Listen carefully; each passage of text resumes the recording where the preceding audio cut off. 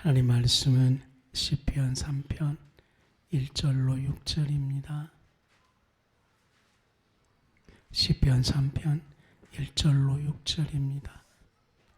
여호와여, 나의 대적이 어찌 그리 많은지요. 일어나 나를 치는 자가 많으니이다. 많은 사람이 나를 대적하여 말하기를 그는 하나님께 구원을 받지 못한다 하나이다. 여호와여, 주는 나의 방패시요 나의 영광이시요 나의 머리를 드시는 자신이이다. 내가 나의 목소리로 여호와께 부르짖으니 그의 성산에서 응답하시는도다. 내가 누워 자고 깨었으니 여호와께서 나를 붙드심이로다. 천만인이 나를 에워싸 진친다 하여도 나는 두려워하지 아니하리이다. 아멘. 신앙생활 이란 제목으로 말씀을 전하고자 합니다. 세상이 시끄럽습니다. 이렇게 정의를 내렸습니다. 왜냐하면 많은 사람들이 지금 시끄럽다고 말하니까 나라가 시끄럽다고 그렇게 말을 하고 있습니다. 근데 내 마음에서는 나라가 시끄러운 것이 아니고 네 마음이 시끄럽다, 이런 생각이 문득 올라왔습니다. 지금 사람들은 나라가 시끄럽다고 그러는데 실상 당신의 내면이 복잡합니다. 당신의 내면이 영적으로 안전하지 않습니다. 어쩌면 지금 당신이 치유받아야 되는데 당신이 어쩌면 속고 있는 줄 모르고 있습니다. 환경이 변화되면 당신이 안전할 걸로 생각하는데 지금 당신은 어떤 상태냐면은 하나님을 찾을 때입니다. 하나님을 간절히 목말라 할 때입니다. 이렇게 정의를 했습니다. 그러다 보니까 우리 모두 한 주간 각자 생각이 잘 안 되는 것, 복잡한 생각들이 많지 않습니까? 이제는 어떻게 하든지 예수 이름으로 끊어버리고 신앙생활이 뭔지를 정말 진지하게 고민해야 볼 필요가 있는 때입니다. 진짜 신앙생활, 나에게서 하나님, 나에게서 기도. 어떤 사람은 말합니다. 기도합시다 이렇게 말하니까 지금은 기도할 때가 아니고 지금은 행동할 때입니다. 기도만 하고 있으면 아무것도 아닙니다. 저는 그 사람에게 질문합니다. 정말 당신은 기도를 알고 있습니까? 당신이 정말 기도를 알고 있다면 그런 식으로 말하지 않을 것입니다. 그분은 금방 그렇게 말한 분은 목사님이었습니다. 그 다음에 이야기한 것은 내가 이야기하는 겁니다. 그분께서는 지금 기도할 때가 아니다고 얼마나 목나와 외치든지 저는 그 목사님에게 그 설교를 들으면서 동일하게 질문했습니다. 목사님 정말 하나님 알고 계십니까? 목사님 정말 말씀 알고 있습니까? 더 기도 알고 있습니까? 어떻게 그 수천 명 모인 담임 목사가 성도들에게 지금은 기도할 때가 아니고 행동할 때라고 이렇게 불신앙을 강조하는지 통탄할 때가 이루 말할 수가 없었습니다.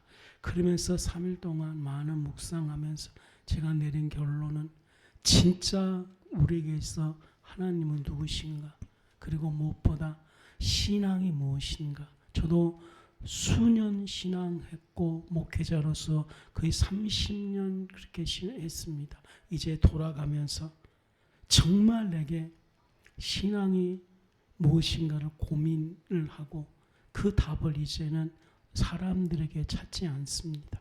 답을 저는 이제 성경에서 찾습니다. 성경이 그러면 그런 겁니다. 성경만이 우리의 믿음의 대상입니다. 성경만이 우리가 순종할 말씀입니다.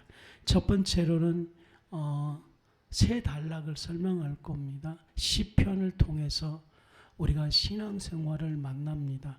왜냐하면 똑같은 상황에서 그 사람들은 어떻게 하나님을 믿었는지, 그리고 그 사람들은 어떻게 하나님을 부르짖는지를 살펴보므로 우리가 그 속에서 진정으로 하나님을 누리고 세상의 문제를 누가 뭐라든지 하나님이 하신다는 절대적인 신앙으로 외칠 것입니다.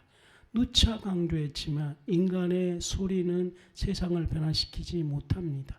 수백 명, 수천 명이 모여도 그것은 인간의 아우성에 불과하는 것입니다. 인간의 아우성으로 사람 죄를 회개시킬 수는 없는 겁니다. 그러나 하나님에 대한 절대적인 신앙은 어둠을 이기고 죄악을 이기고 모든 것을 극복하는 축복이 있게 될 것입니다. 시편 3편을 살펴보시면은요, 시편 1편에도 나의 대적이 너무 많습니다. 그렇게 고백하지 않습니까? 지금 상황이 어떤 상황이냐면 다윗이 임금된 후에 정말 많은 세월 질려서 인생 말년입니다. 압살롬의 반란이 일어나기 시작합니다.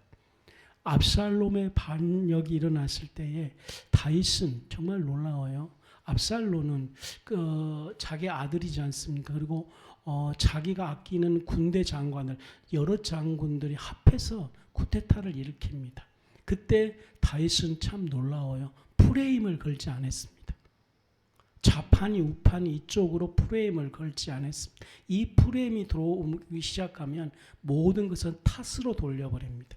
지금 자기가 하나님 앞에 자기의 실상을 전혀 보지 못하는 겁니다. 근데 이 다윗 보십시오. 그것을 극복했다는 것.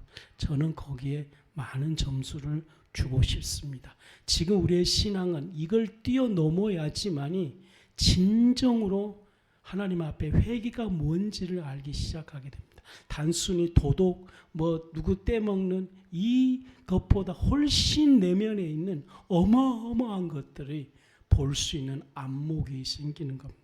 이런 축복이 있기를 바랍니다. 즉 시편 3편은 다윗이 압살롬을 피해 급히 도망가면서 하는 신앙 고백입니다. 이 시편 3편에서 하나님만 만난다면 이런 상황, 정말 압살롬을 피해입니다. 급히 도망갈 때도 이때 하나님에 대한 고백함으로 그 하나님으로부터 오는 믿음만 찾게 된다면 제가 서두에 말한 것처럼 진정한 신앙이 될 것입니다. 아들이 아버지를 죽이려고 쫓아오는 정말 기가 막힌 상황입니다. 그때에 다윗은 시편 3편을 외치고 고백하는데 먼저 하나님에 대해서 3절에 여호와여 그렇게 하면서 이 여호와는 아도나이 이렇게 말합니다. 똑같이 그냥 여호와라고 썼지만 그 부를 때에 여러분 신앙은 하나님을 어떻게 부르느냐에 따라서 삶이 틀려지는 거예요. 죄인이 있을 때는 나의 구주여 이렇게 말을 하는 겁니다. 그러면 삶이 구원받는 삶이 되는 겁니다. 다윗은 뭐라고 하나님을 고백하냐면 주님은 나의 아도나이입니다. 즉 하나님만이 진짜 나의 하나님이십니다. 다시 말하면 지금 내가 왕 되어서 십수년이 지난 이 상황 속에서 나의 정치적인 생각으로 현실을 판단하고 프레임 걸지 않고 정치 술수 쓰지 않고 이거 완전히 내려놓은 힘이 여호와께 있습니다라고 고백을 하는 겁니다. 놀라운 고백이죠. 이렇게 고백할 수 있습니까? 나는 이렇게 고백할 수 있는 분은 다윗밖에 없다고 생각합니다. 아니 정치인이 아니라 저는 수많은 큰 교회 목사님을 접하면서 실수가 범해졌을 때에 지금까지 내가 겪은 목사님처럼 하나님은 아도나입니다라고 고백한 분이 없었습니다. 거의 다 누구 집사님 때문에 신천지 때문에 분명히 본인의 실수로 일어난 범죄인지도 불구하고 다 탓으로 돌림으로 말미암아 처음에는 교인들이 목사님 잘못이야 이렇게 했다가 3개월만 딱 지나면은 맞아 그분 글이 그랬어 이렇게 철옹성이 딱 형성되면서 그분은 자기 잘못을 저질렀을 때 회개할 기회를 놓치는 경우를 너무 많이 보았습니다. 왜냐? 그는 하나님이 자기의 아도니아라고 외치지 않았기 때문입니다. 인간은 누구나 프레임 걸고 탓을 걸고 이렇게 술수를 벌기 시작하면 자기 잘못이 아니라 환경 때문에 오는 것이라고 빠질 때에 이 믿음의 사람은 하나님만이 나의 여호와입니다. 하나님 도망가면서요. 다른 자기의 참모들과 회의도 안 합니다. 회의하면 뻔해요. 누구는 지금 압살롬의 그쪽으로 반역에 같이 참여했습니다. 이 사람은 누구입니다. 어느 출신입니다. 어느 12지파니까 12지파에서 어느 지파 출소입니다. 북쪽에 있는 지파입니다. 이렇기 때문에 이런 상황 속에서는 남쪽에 있는 지파를 통해서 해야 됩니다. 전혀 거부하고 오직 여호와만 찾습니다. 하나님만 찾습니다. 실상은 아도니아의 이 압살롬의 반역은 성경에서 다루고 있는데 다윗의 간음 때문에 생기는 문제라고 하나님은 진단하는 겁니다. 간음죄 때문에 압살롬이 반역한 거예요.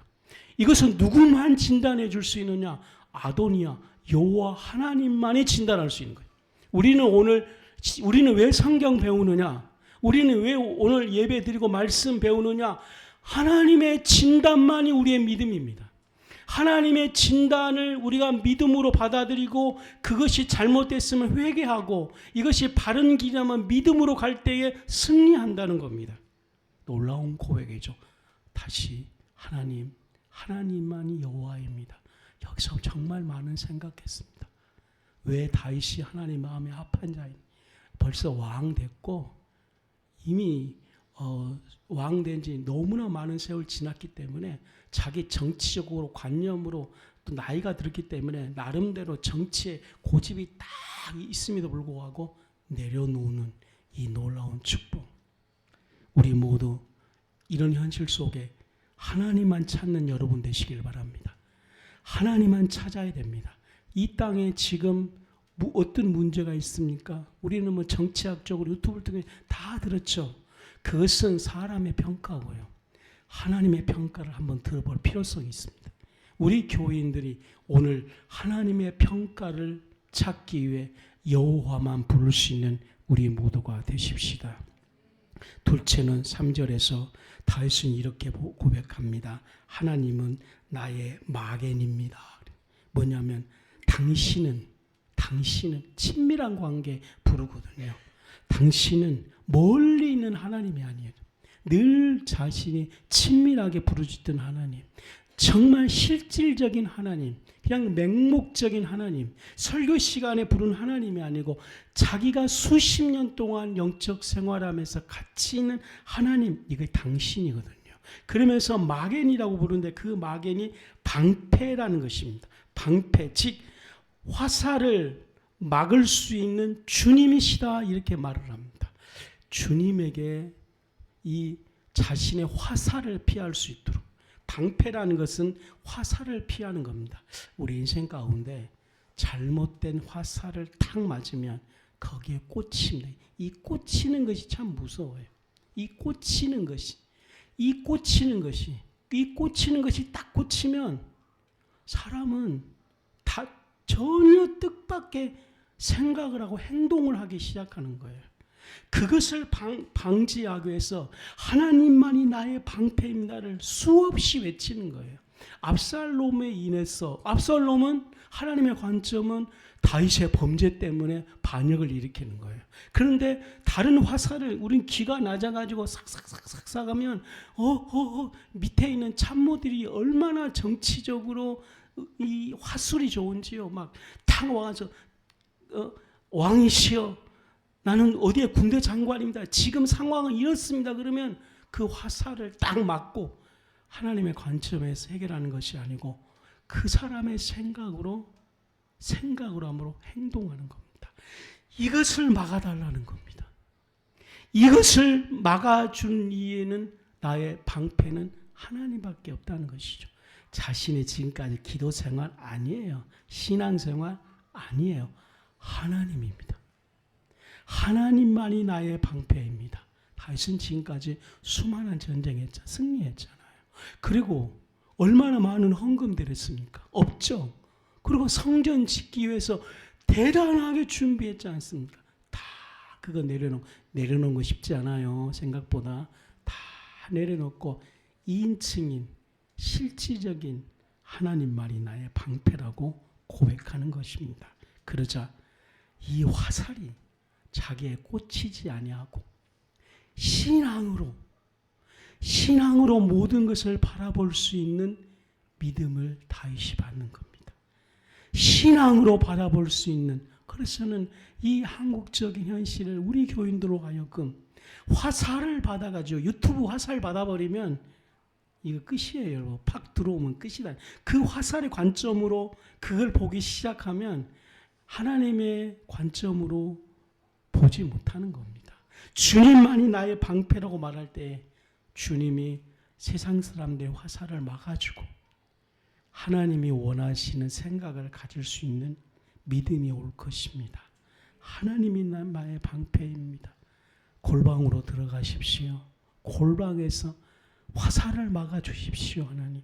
저도 많이 지금 정치적으로 화살을 너무 많이 맞아가지고 신문 보면 화살 맞고 괜히 막 화가 나고 막 이 화가 월요일 날 화요일 날 막 다 틀려요. 막.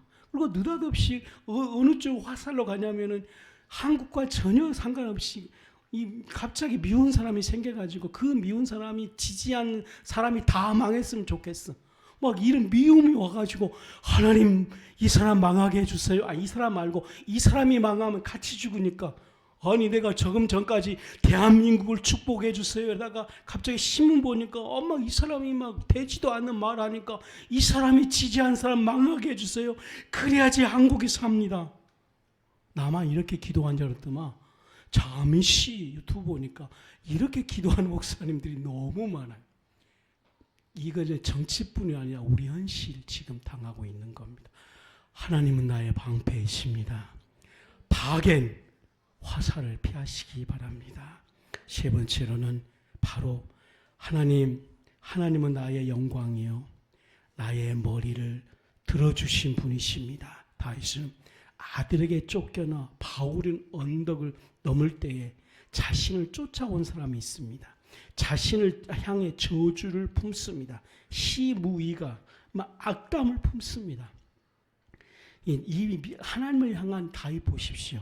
이렇게 자기에게 막 저주하고 이 별 볼 리 없는 놈이거든요. 이건 뭐 기껏 해봐야 뭐 한 그 구청장 정도 될까? 막 자기를 향해 쫓아오고 이렇게 막 쫓아와서 막 저주할 때에 이 다윗이 보십시오. 묵묵히 견딥니다. 그리고 더 중요한 것, 하나님이 회복할 때를 믿었기 때문입니다. 다윗은 이렇게 말합니다. 저주하게 버려두어라. 혹시 여호와께서 나의 원통함을 감찰하시리니 오늘 그 저주 때문에 여호와께서 선으로 내게 갚아주리라.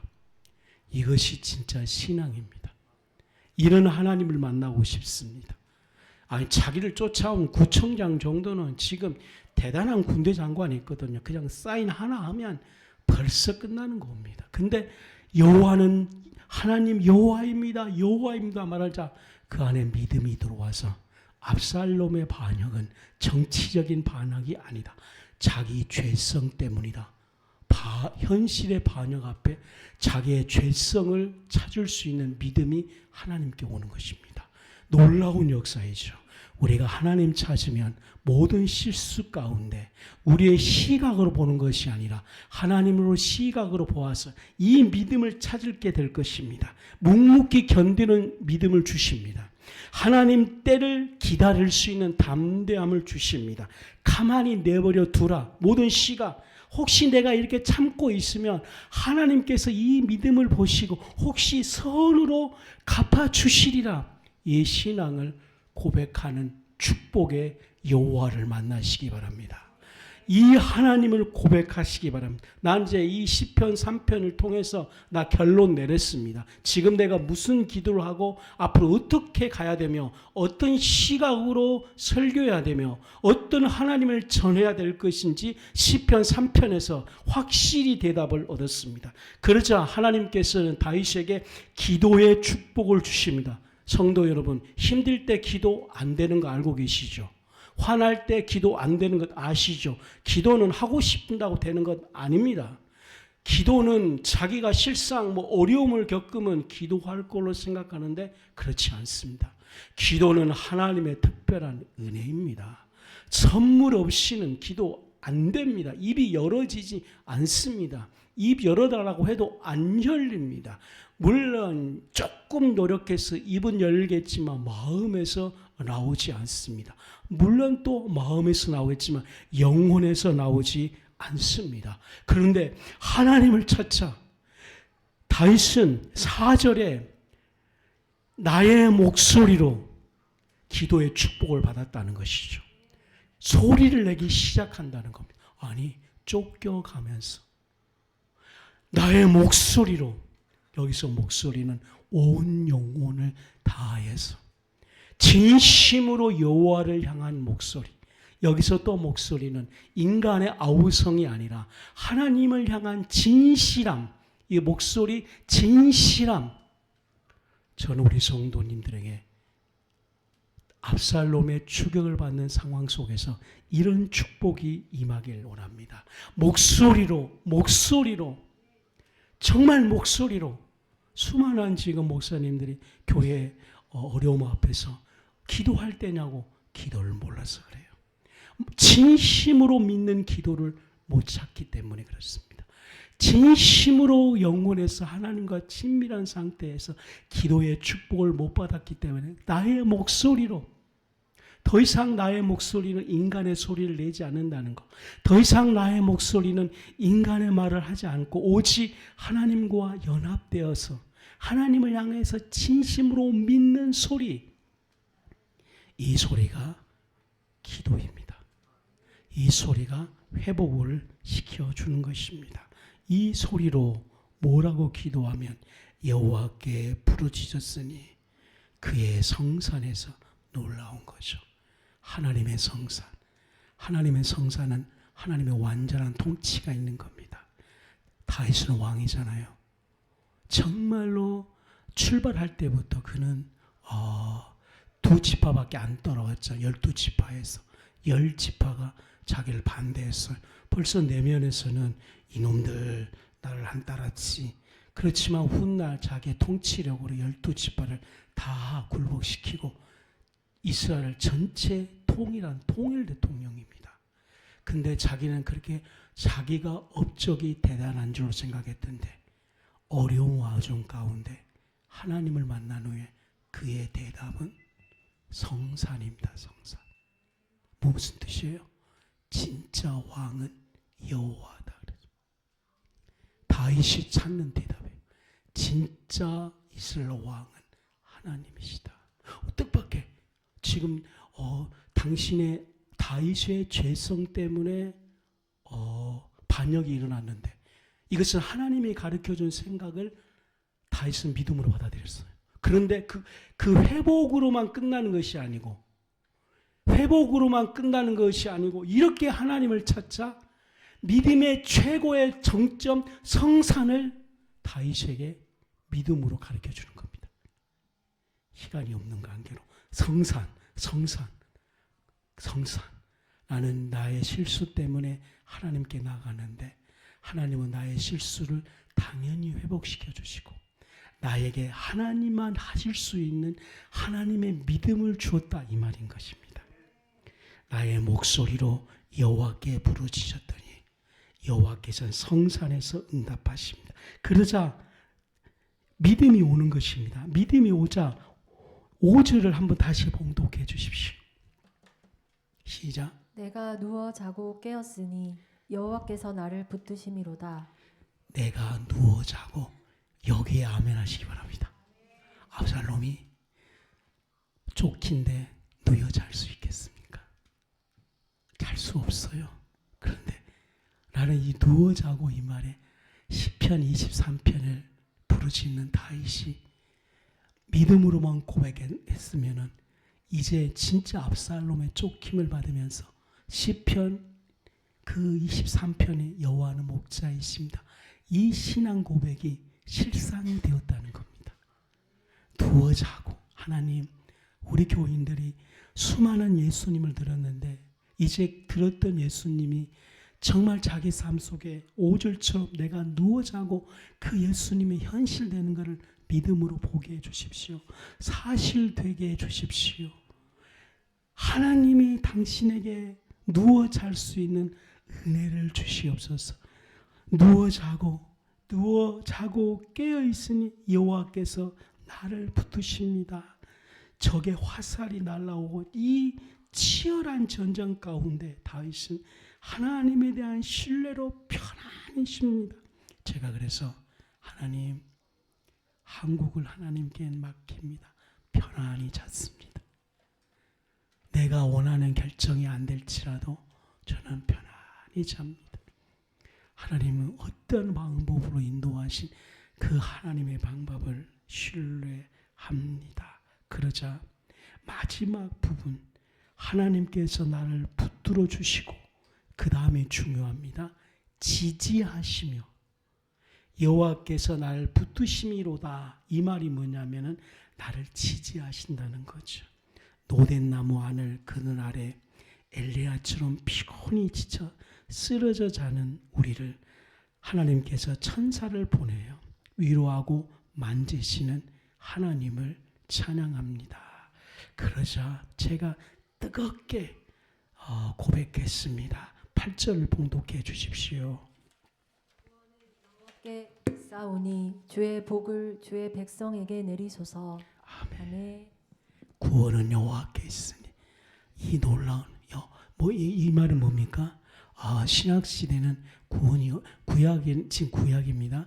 구원이라는 단어를 쓸 수 없어요. 여호와를 찾았을 때에 미래에 오실 메시아를 봤다는 겁니다. 이 8절에서 구원은 여호와께 있으니 많은 주석가들은 이렇게 정리합니다. 다윗이 압살롬의 반역 때문에 자기의 정치적인 견해로 보지 않고 여호와를 찾았을 때에 여호와께서 다윗아, 이것은 압살롬이 아니야, 간음죄야, 이것을 하나님이 지시했을 때에 다윗은 그것을 믿음으로 1차적으로 받아들였습니다.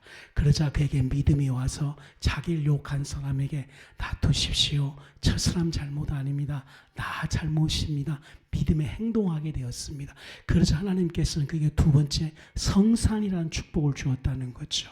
그리고 더 하나님을 붙들자 그에게 메시아 그리스도를 가르쳐 주었다는 겁니다. 놀라운 시편 3편이에요. 이것이 우리가 하나님을 붙기 시작하면 그리스도의 시각으로 볼 수 있는 믿음을 주신 겁니다. 지금 현실에 일어나고 있는 종말로운 시각으로 볼 수 있는 믿음이 와야 되는 것입니다. 지금 현실에 일어나고 있는 육적인 문제가 단순히 육과 육의 전쟁이 아니라 하나님의 시각으로 볼 수 있는 시각이 믿음으로 오기 시작하게 되면 우리는 이 상황 속에서 어떤 믿음과 신앙을 가지고 어떻게 주님을 섬길지에 대해서 확실히 주고 있는 것입니다. 이 믿음을 찾는 우리가 되십시다. 두 번째로는 요한계시록 20장 9절을 보겠습니다. 두 번째 메시지는 뭡니까? 요한계시록 20장을 통해 지금 하나님을 만나시고 신앙생활이 뭔지, 기도가 뭔지 확실히 정립하십시오. 이게 두 번째 메시지입니다. 시편 3편 확실히 정리하셨죠? 아멘. 하나님 만났죠? 구원은 여호와께. 메시아의 도래입니다. 이것이 9절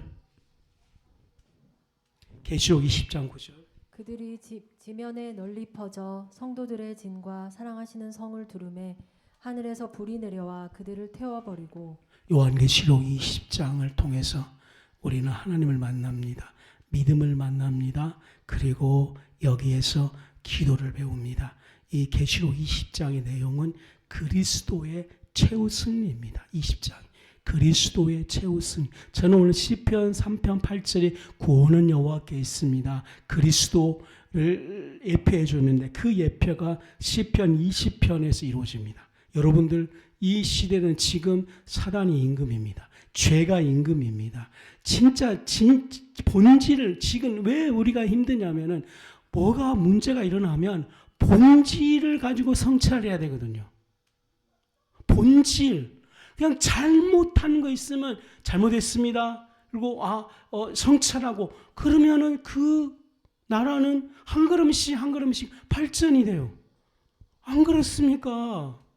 그냥 잘못했으면 잘못했다고 하면 되는 건데 아무도 갑자기 처음에 며칠간은 잘못을 인정하면 한 달 지나니까 본질이 희석되는 거예요. 이것이 한 나라의 문제만 아니라 개개인의 문제, 지금 나라 문제로 생각하지 말고 개개인이 잘못했을 때 어떻게 그것을 무마해 가는지를 배우면 되는 거예요. 그래서 지금 가슴 아픈 거는 본질에 대한 반성이 없는 거예요. 본질에 대한 회개가 없습니다. 그래서 안타까운 거죠. 마지막 교회마저도 본질에 대해서 회개하십시오. 그 다음에 그 지도자를 좋아하든 말든 그것은 자기의 정치 이념이니까 하지만 본질에 대해서는 외쳐야 될 거 아닙니까? 그러면서 이 땅은 죄악 때문에 그런다는 겁니다. 사단 때문에 그런다는 겁니다. 정치를 떠나서 우리 모두는 하나님을 의지해서 잘못했을 때 그 잘못의 본질로 돌아갈 수 있는 은혜가 오직 예수의 피를 통해 있는 줄로 믿습니다. 그리스도는 최후 승리입니다. 1절부터 3절까지 20장 1절부터 3절까지 보십시오. 사도 요한은 무엇을 봤습니까? 1절과 2절에 천사가 무저갱 열쇠와 큰 쇠사슬을 그 손에 가지고 하늘에서 내려와 용 사단을 잡아 1000년 동안 결박하는 모습을 보았습니다. 드디어 이제 본질을 보지 못하게 한 사단을 잡았다는 거죠. 제일 처음 사단은 아담을 꾀해서 범죄한 후에 모든 인류를 죄에 시달리게 만들었습니다. 정말 이 복음 시대가 되었을 때에도 사단은 역사했습니다. 그러나 죄의 세력인 사단을 1000년 동안 무저갱에 갇히게 합니다. 그 2절이고 최후 심판이 있기 직전에 잠시 풀려나게 됩니다. 그것이 3절입니다. 성도 여러분, 그러나 사단의 세력은 그리스도를 통해서 완전히 패배합니다. 하나님의 백성들은 이제 이 세력을 무서워하지 않습니다. 그리스도의 승리가 완벽합니다. 그리스도의 승리가 완벽합니다. 그러므로 오직 그리스도만이 그 발의 모든 원수를 짓밟고 세상을 통치합니다. 20장 4절부터 6절이 어떤 내용이냐면 성도들입니다. 진짜 저는 우리 교인들을 성도로 만들고 싶습니다. 성도들이 왕 노릇합니다. 여기서 왕 노릇한다는 말은 그리스도의 통치하에 왕의 영광에 첫 번째 참여하는 것입니다. 참여하는 자. 4절을 보십시오. 그리스도가 최후 승리가 되면 성도들이 왕 노릇하게 됩니다. 신실하게 악을 대항한 사람, 아까는 참여함, 신실하게 악을 대항하는 사람, 기꺼이 순교한 사람, 우상과 짐승에 경배하지 않고 그 이마에 표를 받지 않는 사람, 이 사람이 그리스도와 함께 왕 노릇하신 것입니다. 그러므로 그리스도를 철저히 믿고 억울한 가운데도 순종하시기 바랍니다. 날마다 하나님께 나아가는 제사장이 되십시오. 이런 자가 영광을 누리고 왕적 영광에 참여한 복을 받습니다. 세 번째로는 11절과 15절입니다. 최후의 백보자 심판이 있습니다. 거짓 선지자를 지옥에 던져버립니다. 싸움은 완전히 끝났습니다. 혼인잔치에 앞서 최후 심판이 있습니다. 심판장은 누구입니까? 11절에 예수 그리스도를 말합니다. 11절은 심판의 과정을 정말 적나라하게 보여주고 있습니다. 12절과 15절은 생명책에 있는데 이 생명책에는 창세 이후로 하나님의 예정합을 입는 자들의 명단이 있습니다. 우리는 그리스도 안에 있는 자입니다. 우리는 예수님의 피의 공로를 믿습니다. 이 믿음을 갖는 자는 생명책에 있습니다. 그러나 그 반대로 행위책에 있는데 이거는 불신자들이 살아온 모든 불신자의 행적들이 기록되어 있습니다. 그 행적에 의해서 심판을 받습니다. 행적대로 심판을 받는 것입니다. 신자들은 그리스도의 보혈로 생명책에 기록되어 있는 것입니다. 성도 여러분, 우리 멋대로 살지 마십시다. 말씀대로 사십시다. 하나님 뜻대로 사는 우리가 되십시다. 마지막으로 세 번째 신부단장 몇 가지만 이야기하고 설교를 마치겠습니다. 여러분들의 마음에 성령을 통해서 오늘 절제하는 성품을 주님이 주고 계십니다. 제가 너무 아멘했습니다. 말씀으로 영혼이 깨어나시기 바랍니다. 요즘은 막 계몽시킨다고 말을 하는데 영혼이 깨어나서 육적인 것에서 영적으로 들어갈 수 있는 영혼이 깨어나십시오. 지금 영혼이 깨어나야 됩니다. 영혼이 깨어날 수 있는 사람 되십시오. 하나님의 임재 가운데서 영광이 되는 삶을 사십시오. 성령의 기름 부음이 마음에 부어달라고 기도하십시오. 가시를 통해 더욱 낮아지고 겸손한 삶으로 주님과 동행하십시오. 설교를 마쳤습니다. 세 단락입니다. 시편, 요한계시록, 그리고 신부단장. 항상 앞으로는 이 세 가지로 갈 것입니다. 설교를 이제 마치고자 합니다. 야, 할렐루야. 33분에 끝냅니다. 끝냈습니다. 얼마나 많이 기도했는지 여러분 알죠?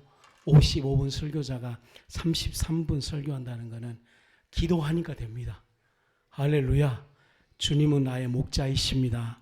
오늘 이 설교를 정말 여러분 믿음으로 삼으시기를 바랍니다. 기도하시겠습니다.